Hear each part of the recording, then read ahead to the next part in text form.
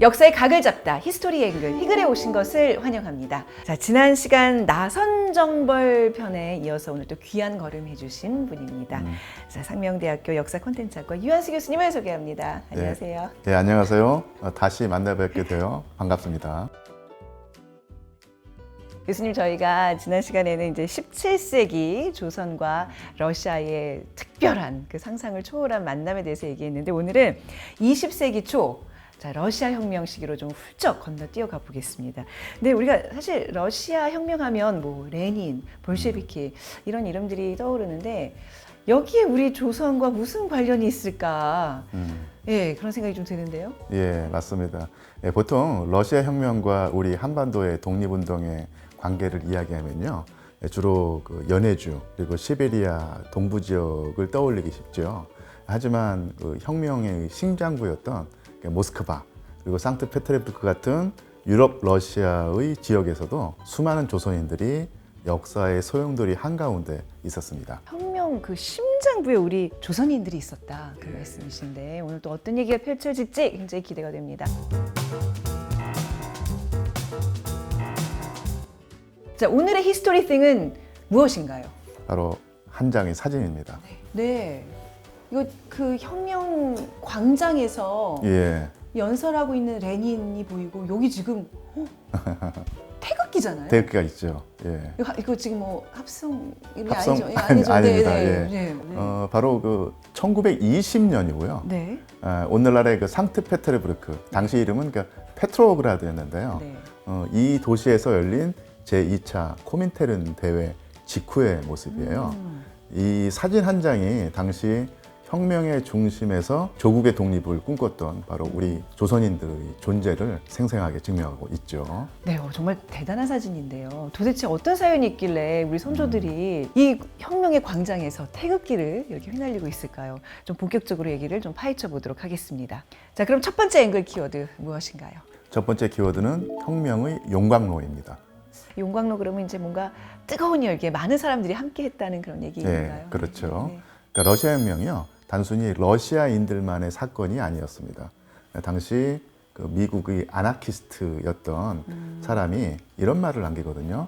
중국인, 조선인, 일본인, 인도인이 혁명의 성과를 배우고 조국 해방에 필요한 도움을 얻으려고 이곳으로 온다. 전 세계 피억압 민족들이 정말 희망의 불씨를 품고서 이제 뭐 모여들었다는 얘기인데, 우리가 근데 독립운동사라고 하면 교수님, 특히 이제 러시아에서는 연해주, 시베리아, 블라디보스토크 얘기를 하는데, 오늘 지금 좀 유럽에 가까운 러시아 쪽으로 좀 이동을 했어요. 이런 지리적 이동이 중요한 거죠? 예, 중요한 지적입니다. 기존의 연구가 주로 한반도와 가까운 연해주, 시베리아 동부에 집중된 것이 사실이거든요. 하지만 이곳은 러시아 혁명의 변경지대였습니다. 혁명의 진짜 중심, 이념이 탄생하고 정책이 결정되던 곳은 바로 우랄 산맥 서쪽의 유럽 러시아인데요. 이 중심부에서 활약한 조선인들의 흔적을 따라가야만 우리는 비로소 러시아 혁명과 우리 독립운동의 관계를 온전히 이해할 수 있습니다. 그렇다면 애초에 이제 유럽, 러시아에 조선인들이 꽤 있었다는 말씀이시네요? 예, 그렇죠. 19세기 후반에 연해주로 이주했던 조선인들이요, 일자리를 찾아서 20세기 초에 러시아 내륙으로 이동하기 시작합니다. 광산이 많은 우랄 지방이나 공장이 밀집해 있는 모스크바, 그리고 상트페테르부르크 같은 대도시로 건너간 것이죠. 1910년대에 유럽 러시아의 조선인들의 수가 2만 명으로 추산이 됩니다. 일하러 밀려 이제 가던 것이 이제 2만 명이나 되는 큰 숫자. 이 정도면 단순한 노동자 집단이 아니라 거의 뭐 하나의 사회를 이뤘을 것 같은데. 예, 적지 않은 수죠. 예. 당시 그 모스크바가 어떤 분위기였는지 보여주는 생생한 기록이 있습니다. 여기 1920년에 모스크바에 머물던 미국의 유명한 아나키스트 엠마 골드만이 자기 동지에게 보낸 편지를 보면 알 수 있는데요. 한번 읽어봐 주시겠습니까? 내가 사는 곳의 주된 매력은 여기서 지내는 사람의 유형이 점점 다양해진다는 거야. 중국인, 조선인, 일본인, 인도인이 10월 혁명의 성과를 배우고 자기 나라의 해방 과업에 필요한 도움을 얻으려고 이리로 온다니까. 혁명의 성과를 배우기 위해서 예. 사람들이 몰려든다. 그러니까 마치 이렇게 억압받는 민족들에게 있어서는 지금 이거 러시아가 뭐 해방의 메카, 해방의 성지 뭐 이런 느낌인 것 같아요. 그러니까 우리 선조들도 독립의 희망을 품고 이곳에 모였다는 얘기죠. 네. 이들은요, 노동자로서 혁명을 지지하기도 했고, 또 다른 한편에서는 많은 독립운동가들이 일본 제국주의에 맞서기 위해서 혁명 러시아에서 새로운 길을 찾으려고 했던 것이죠. 독립을 위해서 희망을 품을 수 있는 곳. 그렇죠. 네. 자, 그럼 두 번째 앵글 키워드는 무엇인가요? 두 번째 키워드는 붉은 군대의 조선인입니다. 붉은 군대라 그러면 이제 볼셰비키 군대를 말씀하시는 맞습니다. 것 같은데 거기에 조선인들이 예. 가담을 했다고요? 어떤 계기가 있었던 거죠? 한마디로 네. 일본 때문이었습니다. 혁명 이후에 러시아는 3년 동안 이 붉은 군대와 반혁명 군대 사이의 끔찍한 내전을 겪거든요. 이때 영국, 프랑스, 일본 등 14개국이 반혁명군을 지원하면서 이 러시아 내전에 개입을 합니다. 특히 일본이 시베리아에 침공을 했다는 소식을 듣고요. 당시 러시아에 있던 우리 조선인들에게는 남의 나라 전쟁이 아니게 되었습니다. 이 역사에서 또 동네 싸움에서도 적용되는 명언이 있잖아요. 적의 적은 동지다. 그러니까 지금 우리 입장에서는 일본이 반혁명군을 지원하니까 그 일본 제국주의에 맞서기 위해서 이 볼셰비키 군대를 지원하게 된 거군요. 그렇죠? 그렇게 되는 거죠, 지금 구도가요. 바로 그렇습니다. 네. 예. 네. 당시 그 영국 신문 맨체스터 가디언이 있는데요. 여기에서 일하는 한 특파원 이름이 그 모건 필리스 프라이스인데요. 그러니까 이분이 이런 기록을 남깁니다. 우랄 지방의 조선인 노동자들이 일본의 시베리아 침공 소식을 듣자마자 수개 연대를 편성해서 붉은 군대에 가담했다. 조선인 노동자들이 스스로 군대를 조직했단 말씀이시잖아요. 근데 우리는 이게 정규군도 아닌데 이거 어떻게 싸움이 가능한가요? 그에 대한 또 단서도 있는데요. 1919년에는요. 폴란드 주재 영국 군인이 있었어요. 이름이 웨이드 대령이라는 사람이었는데 영국에 보낸 보고서에 이들이 비적이라고 표현됩니다. 비적. 예, 네. 비적은 도둑대라는 얘기지 않습니까? 그렇죠. 그래서 폄하의 의도도 있었겠지만 다른 한편으로는 이들이 정규 보급 없이 현지에서 물자를 조달하면서 교란 활동을 벌이는 게릴라 부대, 파르티잔 부대였음을 암시하는 흥미로운 기록입니다. 노동자들뿐만 아니라 또 굉장히 우리가 잘 아는 그 엘리트 독립운동가들도 이때 계셨다고요. 이준, 이상설, 이휘정이라는 인물이 헤이그 나옵니다. 특사입니다. 맞습니다. 네. 이 이휘정 열사가 아주 흥미로운 분이에요. 아버지가 이범준 열사였거든요. 이분을 따라서 세계 각지를 돌아다닙니다.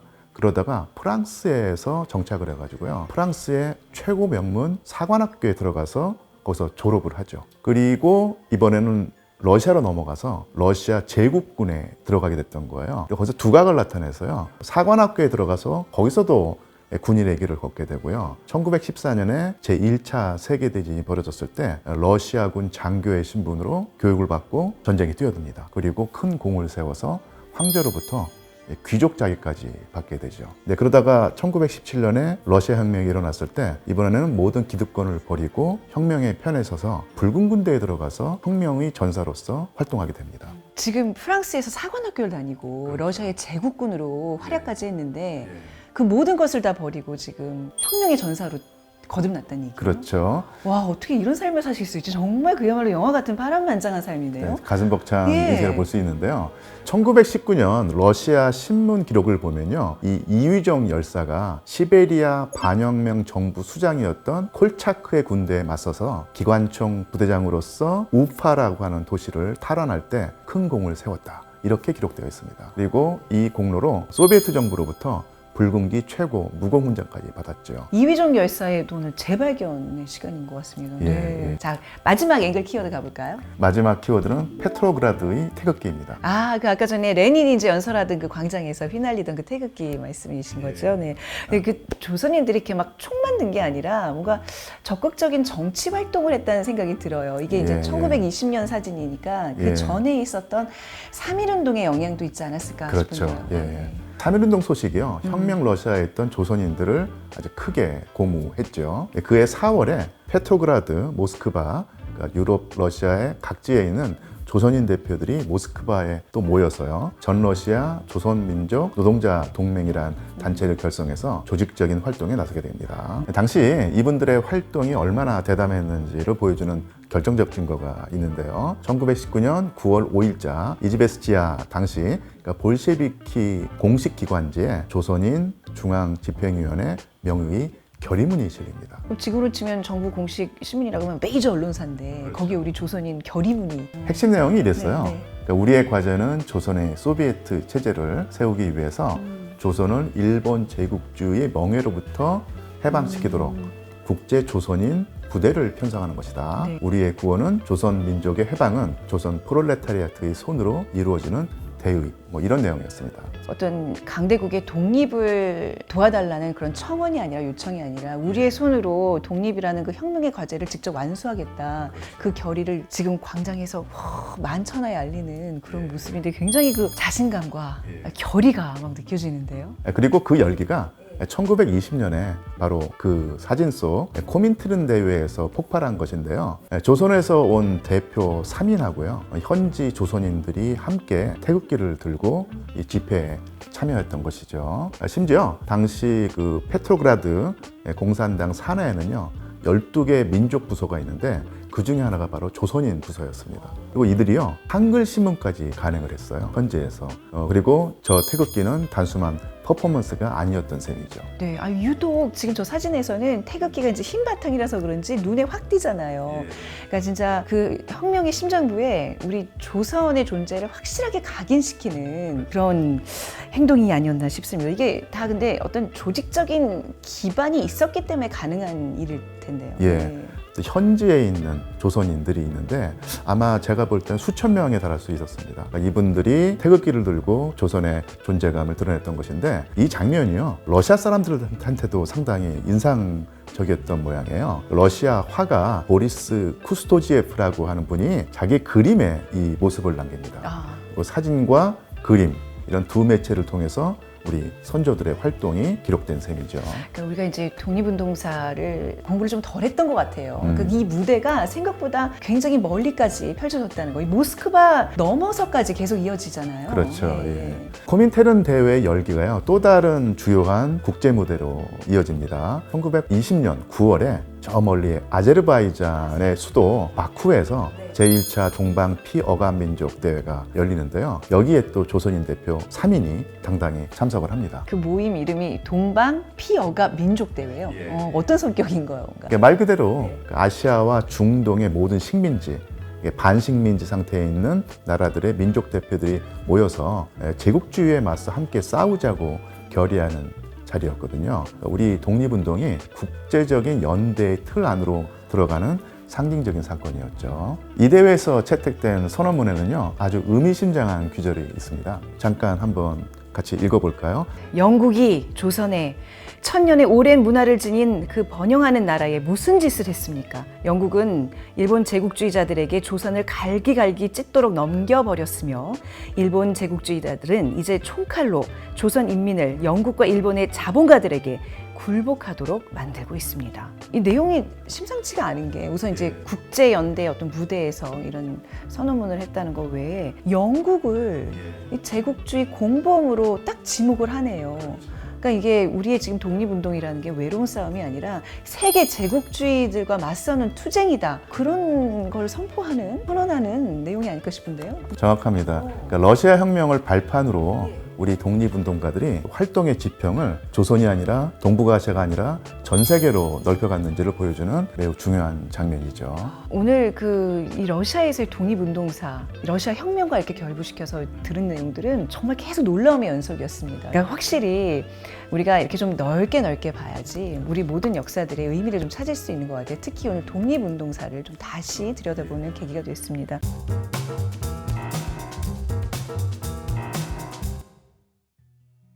교수님, 오늘의 희글 포인트 짚어주시죠. 오늘의 희글 포인트는 세계사의 중심에 선 조선 독립의 꿈입니다. 우리는 흔히 조선 독립운동사를 한반도와 주변 지역에 국한하는 경향이 있거든요. 하지만 우리 선조들은 러시아 혁명이라는 세계사적 사건의 한복판에서 그 누구보다도 더 치열하게 조선의 조국의 해방을 위해 싸웠습니다. 그러니까 이들의 행적을 복원하는 것은 우리 역사의 공백을 메우는 동시에 우리 역사가 결코 변방이 아닌 세계사의 중심과 늘 함께 호흡했다는 사실을 확인하는 중요한 작업이 될 것입니다. 예. 다양한 각도에서 역사를 본다는 거, 이래서 이렇게 중요합니다. 히글의 정신이죠. 네. 오늘 그 히글의 정신에 부합하는 또 멋진 주제로 귀한 얘기해 주셔서 감사합니다, 교수님. 네. 자, 히스토리 앵글 오늘 준비한 소식은 여기까지고요. 오늘 이야기가 좋으셨다면 좋아요, 구독, 알림 설정까지, 그리고 댓글 부탁드립니다. 네, 오늘 감사합니다. 다음 시간에 만나요.